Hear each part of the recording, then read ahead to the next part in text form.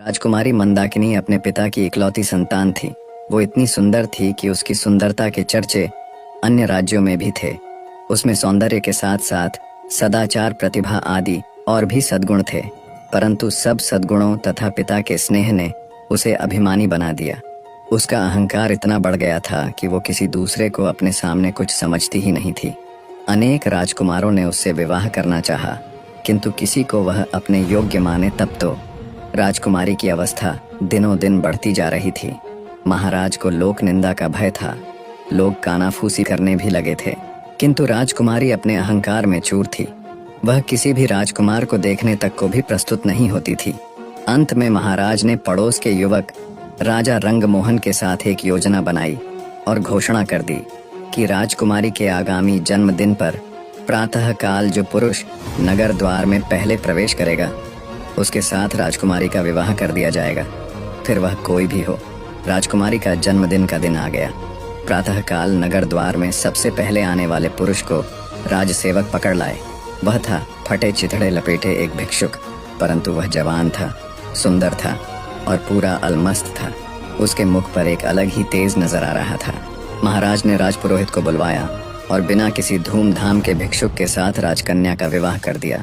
राजकुमारी चिल्लाई और रोते रोते उसने अपने सुंदर नेत्र लाल बना लिए, किंतु आज उसके पिता निष्ठुर बन गए थे। उन्होंने पुत्री के रोने चिल्लाने पर ध्यान ही नहीं दिया। भिक्षुक को केवल 5 स्वर्ण मुद्रा देकर उन्होंने कहा, तू अपनी पत्नी को लेकर मेरे राज्य से शीघ्र निकल जा, और याद रखना, यदि फिर तू या तेरी पत्नी मेरे राज्य में आए तो प्राण दंड दिया जाएगा। चलो मंदाकिनी। भिक्षुक ने राजकन्या को पकड़ा और चल पड़ा। रोती बिलखती राजकुमारी उसके साथ जाने को विवश थी, परंतु भिखारी ज्यों का त्यों प्रसन्न था। वह पत्नी के रोने पर ध्यान दिए बिना गीत गाता चल रहा था। राजकन्या को पैदल ही पिता के राज्य से बाहर जाना पड़ा। भिखारी उससे मधुर भाषा में बोलता, उसे प्रसन्न करने का प्रयत्न करता। पर्याप्त दूर जाने पर जंगल में नदी किनारे एक फूस की झोपड़ी में दोनों पहुंचे। भिखारी ने कहा, अब यही तुम्हारा घर है। तुम्हें स्वयं अब जंगल के पत्ते और लकड़ियां लानी पड़ेगी। कंदमूल जो कुछ मिलेगा उसे उबाल कर खाना पड़ेगा। पास के गांव में लकड़ियां बेचने जाना होगा। मैं भी जितना बन सकेगा तुम्हारी सहायता करूंगा।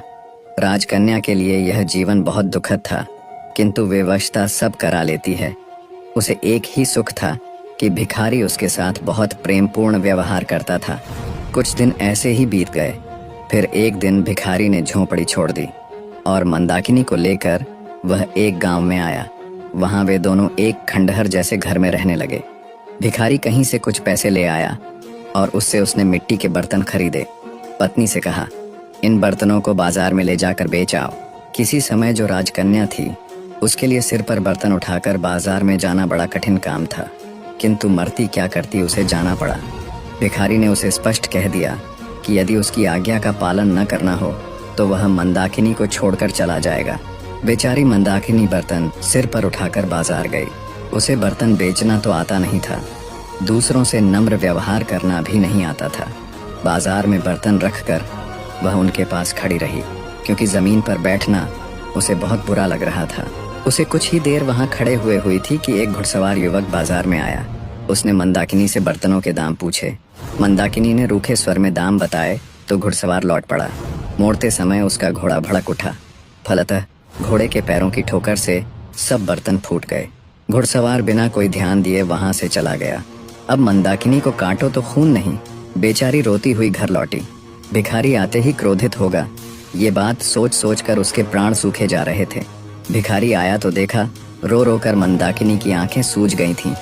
वह कुछ नहीं बोला, परंतु दूसरे दिन कहा, मंदाकिनी, तुम्हें कुछ नहीं आता। मिट्टी के सभी बर्तन टूट गए। अब हम दोनों का निर्वाह कैसे होगा? एक उपाय है, नगर में चलते हैं। सुना है राजा रंगमोहन बहुत दयालु है। उसकी पाकशाला में तुम्हें कोई नौकरी दिलवाने का प्रयत्न करूंगा। तुम्हें काम मिल जाए तो तुम्हारी ओर से निश्चिंत होकर मैं भी कहीं अच्छे पैसे वाला ढंग का काम ढूंढ लूंगा। कुछ धन एकत्र हो जाने पर कोई व्यापार कर लूंगा और तब तुम्हें भी अपने पास बुला लूंगा। राजा रंगमोहन का नाम सुनकर मंदाकिनी ने लंबी सांस ली। एक समय इस नरेश ने उससे विवाह करने का प्रस्ताव किया था। आज वह राजरानी होती, किंतु हाय रे ये घमंड, आज उसी राजभवन में वह दासी बनने जा रही है। जाने के अतिरिक्त कोई दूसरा रास्ता नहीं था। मंदाकिनी नगर में गई और राजा की पाकशाला में उसे नौकरी मिल गई। भिखारी उससे विदा होकर कहीं चला गया।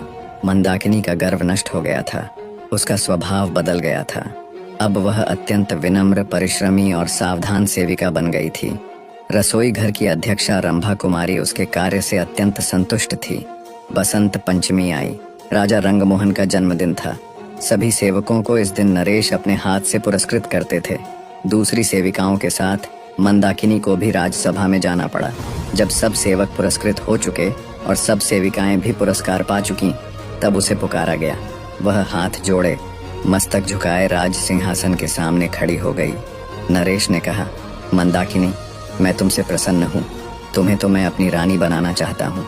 मंदाकिनी चौंक पड़ी। महाराज, आपको ऐसी अधर्मपूर्ण बात नहीं करनी चाहिए। मैं परस्त्री हूँ। क्या हुआ जो मेरा पति भिक्षुक है? मेरा तो वही सर्वस्व है। उसे छोड़कर मैं दूसरे किसी की सोच भी नहीं सकती। वही मेरा स्वामी है। आपकी मुझ पर बहुत कृपा है, तो इतना अनुग्रह करें कि मेरे पति का पता लगवा कर उसे बुला दें। मैं पाकशाला में सेवा करके प्रसन्न हूँ। महाराज रंगमोहन चले गए और थोड़ी देर में वह भिखारी राजमहल से निकला। मंदाकिनी उसे देखते ही दौड़कर उसके पैरों पर गिर पड़ी। भिखारी मुस्कुराया और बोला, मंदाकिनी, मुझे ध्यान से देखो तो तुम्हें मुझमें और रंगमोहन में कुछ सादृश्य नहीं मिलता? भेद खुल चुका था। भिखारी के वेश में उसको ग्रहण करने वाले स्वयं राजा रंगमोहन ही थे और वह थी उनकी महारानी। राजा ने कहा, मंदाकिनी, क्षमा करना, तुम्हारे अभिमान की मुझे कोई दूसरी औषधि मिली ही नहीं, इसलिए तुम्हारे पिता के साथ मिलकर मुझे ये रास्ता अपनाना पड़ा। निष्कर्ष, जीवन में अभिमान और घमंड का कोई स्थान नहीं है। कठिन परिस्थितियां हमारे अहंकार को मिटाने और हमें विनम्र बनाने के लिए आती हैं। जीवन की सच्ची समझ कठिनाइयों से ही मिलती है और सच्चे प्रेम और समर्पण के बिना जीवन में वास्तविक खुशी और संतोष संभव नहीं है। इसके साथ ही कहानी यह भी बताती है कि परिस्थितियां चाहे जितनी भी कठिन क्यों न हो, सच्चा प्रेम, सहनशीलता और विवेक ही जीवन को सही दिशा में आगे बढ़ाते हैं।